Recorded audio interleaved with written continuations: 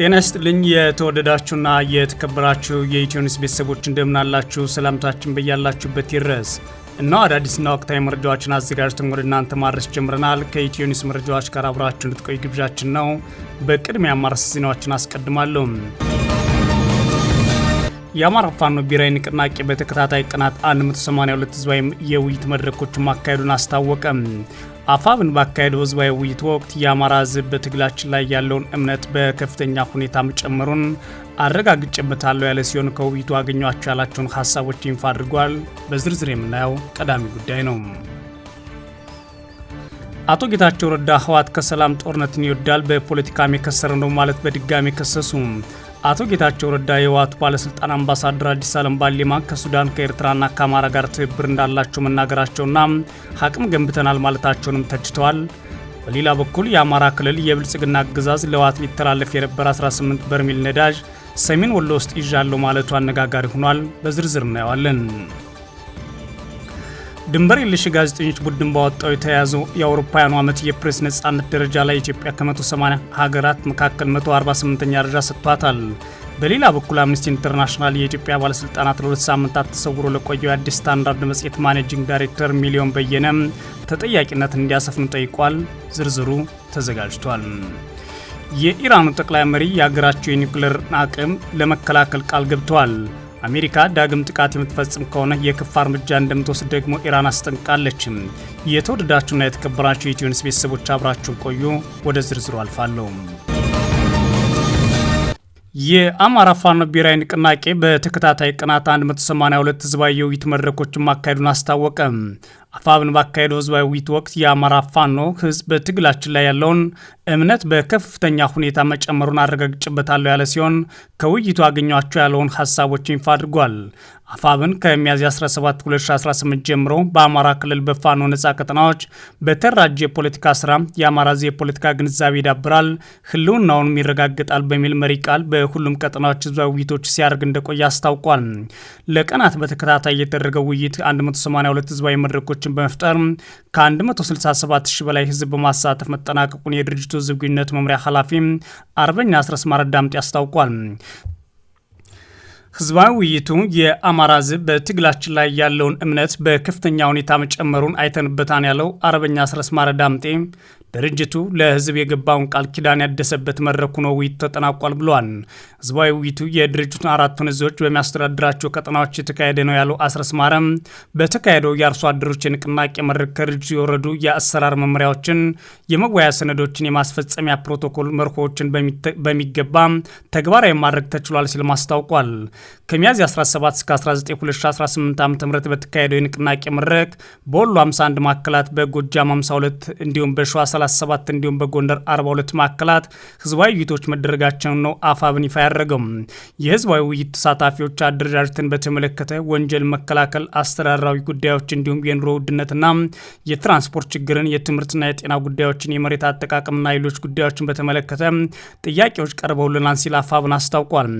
ህዝባዊ ውይይት መድረኮች ስኬታማ ሆነው ተጠናቀዋል ያለው የድርጅቱ ህዝብ ግንኙነት መምሪያ ኃላፊ አስረስ ማረዳምጤ በመድረኮቹ የመዋቅራችን መካከለኛ አመራሮች መድረኮችን የመምራት አቅሙን ማያሳየበት፣ የመፈጸም አቅሙን የተረጋገጠበት፣ ከማህበረሰቡ የተነሱ ድርጅታዊና ምላሽ የሚያስፈልጋቸው ጉዳዮች ምራቸውን ትግሉ የደረሰበት ደረጃ አሁናዊና ቀጠናዊ ሁኔታ ለህዝቡ ማስረጽ መቻሉን ያሳየ ሆኖ ተጠናቋል ነው ያለው።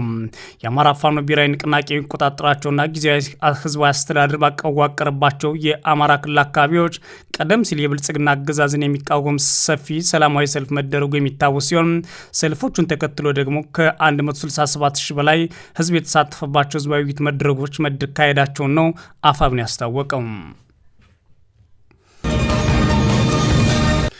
አቶ ጌታቸው ረዳ ህወሓት ከሰላም ጦርነትን ይወዳል፣ በፖለቲካም የከሰረ ኃይል ነው ማለት ከሰሱ።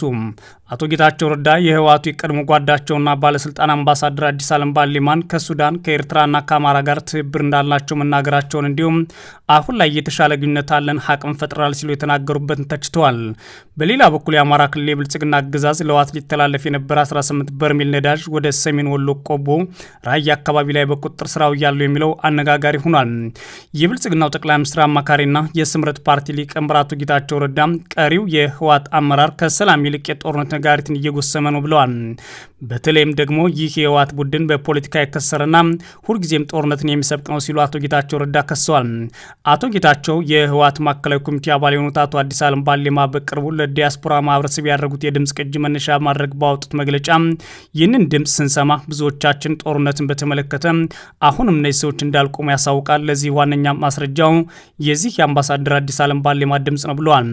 አቶ ጌታቸው እንዳብራሩት ከሆነ አቶ አዲስ ዓለም በድምፅ ቅጂው ላይ ትግራይ ከፖለቲካዊና ስትራቴጂካዊ መገለሉ መውጣቷን እንዲሁም ከፌዴራል መንግስቱ ጋር ለሚደረግ ግጭት የኤርትራ መንግስት ጨምሮ ከሌሎች የሀገር ውስጥ ታጣቂዎች ጋር እና የውጭ ኃይሎች ጋር ጥምረት መፍጠሯን በጉራ ሲናገሩ ሰምቻለሁ ብለዋል። በተጨማሪም ቡድኑ ለሰላም ሲል ታግሶ እንደነበር አሁን ግን ከጥምር ኃይሎቹ ጋር በመሆን ለወታደራዊ አማራጭ ዝግጁ ማድረጉን ይናገራሉ ሲሉም ጽፈዋል። እንዲሁም የሱዳን መንግስት የሱዳን ወደቦችና የሎጂስቲክስ መስመሮች እንዲጠቀሙ እንደፈቀደላቸው መግለጻቸውን አዳምጫለሁ ይላሉ አቶ ጌታቸው ረዳ በጽሁፋቸው። ይህ እጅግ አደገኛ ኃላፊነት የጎደለውና ግልጽ የፖለቲካ ትንኮሳ ነው ሲሉም ኮንነውታል። ጨምሮም የድሮዎቹ ህወሓት አመራሮች ከጦርነት ውጭ ሌላ ቋንቋ እንደማይገባቸውና የፖለቲካዊ አለመረጋጋት ሲገጥማቸው አሁንም ወደ ጦርነት ስሜት እንደሚመለሱና እንዋጋ እንደሚሉ ሲገልጹ አቶ ጌታቸው የትግራይ ህዝብ የሚፈልገው ሰላም ነው፣ መልሶ ግንባታና መረጋጋት እንጂ ያረጁ መፈክሮች ወይም አዳዲስ የጦርነት ጥምረቶችን አይደለም ሲሉ ገልጸዋል።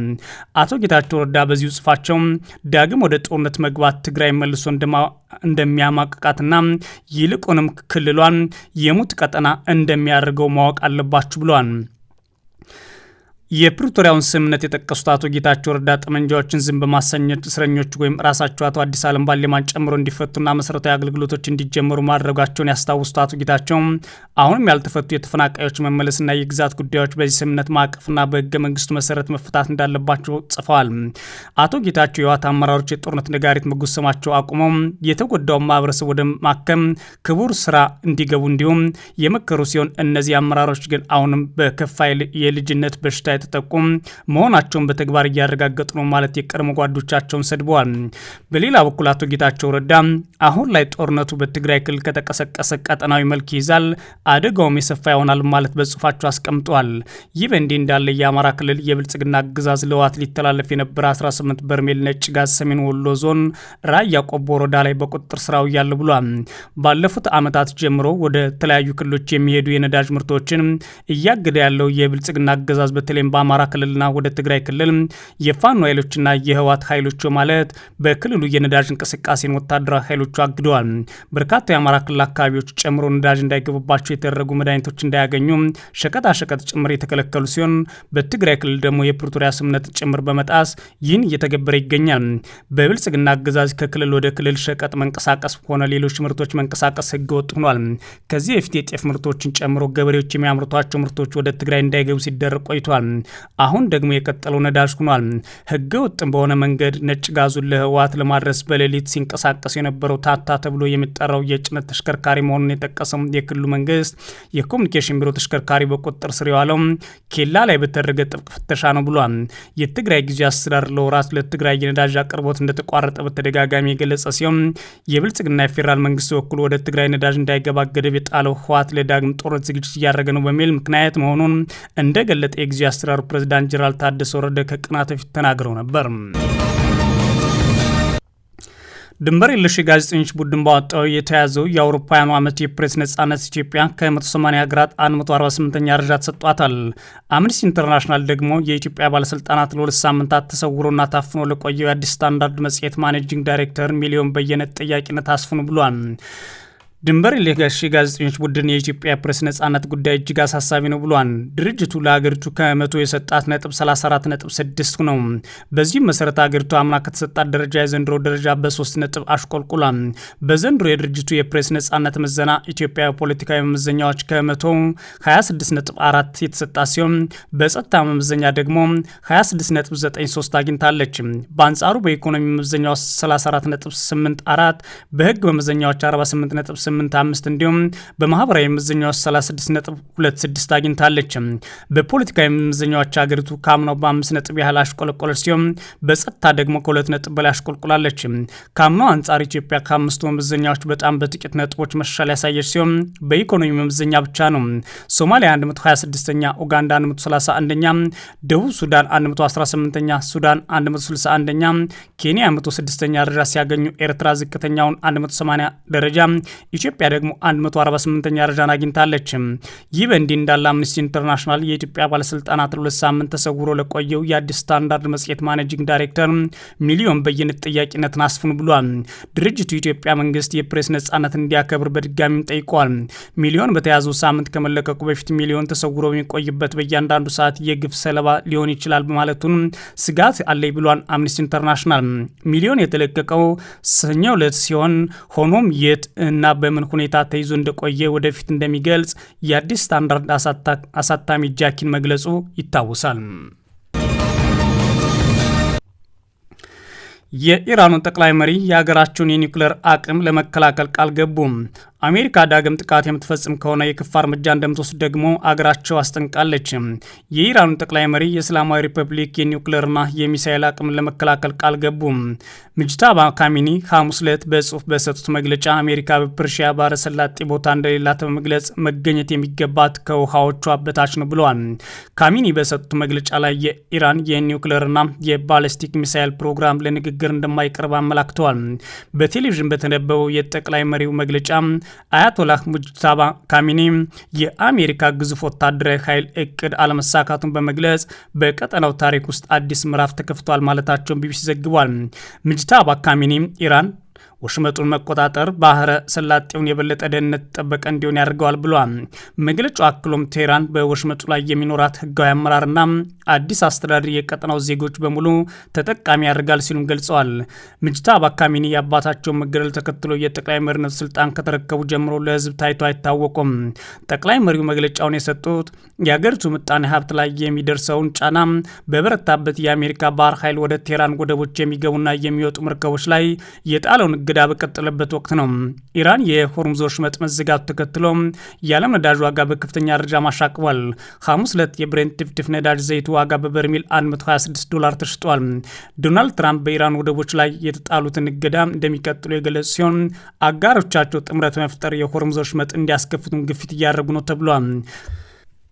ካሚኒ በመግለጫቸው ላይ አሜሪካን ታላቋ ሰይጣን በማለት የጠራ ሲሆን በፐርሺያ ባህረ ሰላጤ ምንም ጉዳይ የላትም በማለት ወንጅለዋታል። የኢራን የበላይ መሪ መሳሪያዎቻችንና ቴክኖሎጂዎቻችን እንደ ሀገር የማንነታችን አካል ናቸውና ምንም ቢሆን እንጠቀምባቸዋለን ሲሉ ተናግሯል። ሁሉም የኢራን አቅሞች፣ ሳይንስና ቴክኖሎጂ፣ ኢንዱስትሪ፣ የኒውክሌርና ሚሳኤል ፕሮግራሞች በ90 ሚሊዮን የኢራን ሕዝብ የሚታዩ እንደ ውድ ብሔራዊ ሀብቶች መሆኑን ጠቅላይ መሪው ተናግረዋል ይላል ቢቢሲ። አክሎም ልክ ውሃችንን፣ ግዛታችንና አየር ክልላችን እንደምንከላከለው እንጠብቀዋለን ብሏል። በሺህ ኪሎ ሜትሮች አቋርጠው መጥተዋል ያሏቸውን የውጭ ኃይሎች በስግብግብነትና በክፋት ይንቀሳቀሳሉ ሲሉ ወንጅለዋል። በአካባቢው ምንም ቦታ የላቸውም ከውሃ በታች ካልሆነ በስተቀር ብለዋል። ካሚኒ በዚህ መግለጫቸው ላይ ኢራን ወሽመጡን መቆጣጠር እንደምትቀጥል አመላክተዋል። ኢራን በወሽመጡ በኩል የሚያልፉ መርከቦችን $2 ሚሊዮን እንደምታስከፍል ትናገራለች። እስራኤልና አሜሪካ የካቲት 2018 ዓ.ም በቴህራን የጀመሩት ጦርነት 2 ወር አልፎታል። ታዲያ ኢራን ዋሽንግተን ዳግም ወታደራዊ እርምጃ መውሰድ ከጀመረች ረጅምና የከፋ ጉዳት የሚያስከትል የአጸፋ እርምጃ ሰጣለሁ ብላለች። ቴህራን አሜሪካ የተወሰነም ቢሆን እንኳን ጥቃት ዳግም መፈጸም ከጀመረች ረጅምና የከፋ ጉዳት የሚያስከትል ጥቃት በቀጠናው ባሏት የጦር ሰፈሮች ላይ እንደምትፈጽም የአብዮታዊ ዘቡ ከፍተኛ ባለስልጣን ናቸው የተናገሩት። በቀጠናው ጦር ሰፈሮቻችን ላይ ሆነው አይታችኋል፣ በጦር መርከቦቻችሁ ላይ ተመሳሳይ ነገር እናያለን ሲሉ የአየር ኃይሉ አዛዥ ማጂድ ሞሳቪ መናገራቸውን የኢራን መገናኛ ብዙሃን ዘግበዋል። የተወደዳችሁና የተከበራችሁ የኢትዮ ኒውስ ቤተሰቦች መረጃዎቻችን እነዚህ ነበሩ። መልካም ጊዜ እመኛለሁ።